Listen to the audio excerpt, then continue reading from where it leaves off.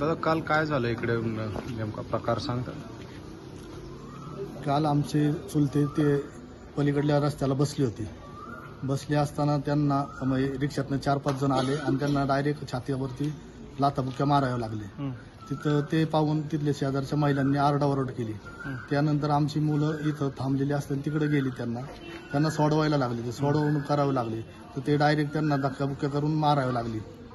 तर त्यांना माझ्या मुलाला त्यांनी खाली 4 जणांनी खाली पाडून त्याच्या उरावरती बसून त्याला थोबडलं वगैरे हे ते करून मारहाण केली भरपूर.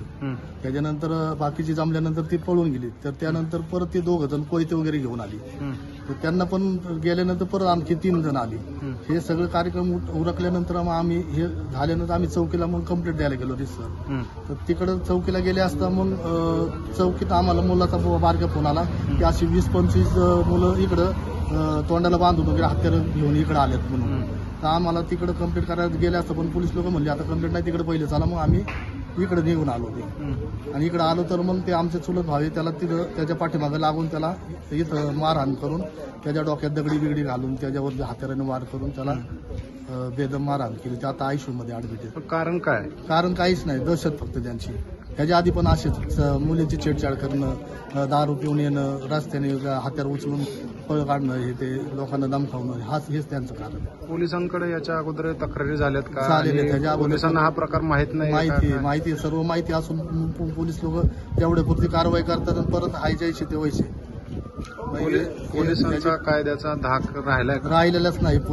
पोलिसांचा त्यांना कायद्याची धाक नाही ना, उलट आम्हालाच भीती वाटून राहिली. आता आम्हाला बाहेर पडायचं म्हणलं, आता यांचं कॉलेज आज शाळा चालू तर आम्ही त्यांना पाठवलं पण नाही. कोयते काढतात म्हणजे याला गोळ्या वगैरे कोयते काढतात ते. आणि मला पब्लिक मध्ये अशी धमकी देऊन गेल्यात की तुला रात्रीचे येऊन गोळ्या घालतील आणि पब्लिक मध्ये कोयते घालतात. पब्लिक मध्ये येऊन मारलंय त्याला सगळ्यांना. मग आता काय केलं पाहिजे ना? पोलिस काय बघत नाही. आम्ही काल तिकडे पोलीस स्टेशन मध्ये कंप्लेंट द्यायला गेलो. ते म्हटले पहिलं तिकडे चला, तिकडे गेल्यावरती बघू. आणि कंप्लेंट काय घेतलीच नव्हती आमची. आम्हाला रात्री बोलवलं तिथं. मग रात्री गेलो आम्ही 3 वाजता. माझे पप्पा तिथे 4 वाजेपर्यंत होते सकाळचे. तेव्हा तिथं कंप्लेंट घेतली. ती घेतच नव्हते, नुसते इकडनं तिकडेच फिरत होते. पोलिस काय लक्ष देत नाहीयेत. काय 2 दिवस येतात, राऊंड मारतात आणि जातात. मागच्या वेळेस पण तेच झालंय.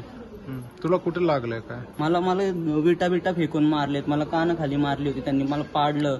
एक तर माझं आधीच ऑपरेशन झालेलं आहे किडनीचं. त्यांनी असं केल्यावरती आम्ही काय करायचं परत?